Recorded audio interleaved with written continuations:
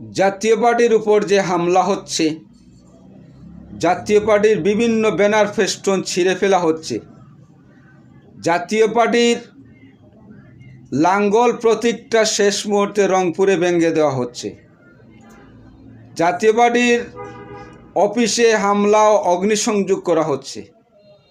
এগুলা কিসের আলামত? বাংলাদেশে কি আগামীতে কি এক নায়কত্ব কায়েম হবে? এরা কারা করছে? সরকার কেন এদেরকে গ্রেপ্তার করছে না? ছাত্রনেতা হাদির মৃত্যু হয়েছে, এটা তো জাতীয় পার্টি জড়িত নয়। যে হত্যা করেছে সে স্বীকার করেছে, সে বাংলাদেশ থেকে পালিয়ে গেছে। বন্দুক যার হাতে আসামি ধরার তার দায়িত্ব। পুলিশের হাতে হাতিয়ার আছে, র্যাবের হাতে অস্ত্র আছে, চোর ধরার দায়িত্ব তার। খুন করেছে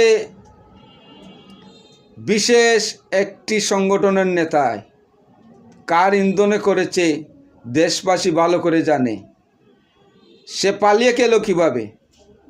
সে পালিয়ে গেল নিশ্চয়ই বাংলাদেশের গোয়েন্দা সংস্থা এ বিষয়ে ব্যর্থতার প্রমাণ দিয়েছে। র্যাব, বিজিবি, পুলিশ, আর্মি, আইন শৃঙ্খলা বাহিনী তারা ব্যর্থতার প্রমাণ দিয়েছে। আসল আসামিকে গ্রেপ্তার না করে আপনি ভেঙে দিলেন, অন্য দলের উপর আক্রমণ করলেন। কেন করলেন? রংপুরে জাতীয় পার্টির প্রতীক লাঙ্গল ভেঙে দিলেন। এটা কেন ভেঙে দিলেন? এটা কিসের রাজনীতি? এটা তো রাজনীতি হতে পারে না। এটা হয়ে গেল তো মব।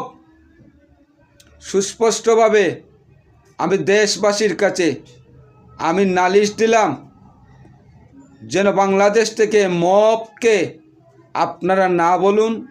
এই মব সৃষ্টি হয়েছে 54-55 বছর পরে।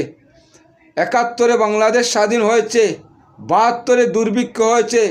72-এর মধ্যে, এই দুর্ভিক্ষের মধ্যে গণভোটের মাধ্যমে একটি সংবিধান পাস হয়েছিল।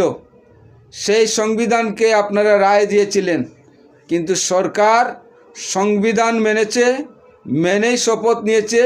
আর এই সংবিধান মেনে শপথ নেওয়ার পর আজকে যেভাবে মব তৈরি হয়েছে, এটা ইতিহাসের সবচেয়ে লজ্জার স্থান। এই 25 সাল সবচেয়ে লজ্জাকর সাল হয়ে গেছে।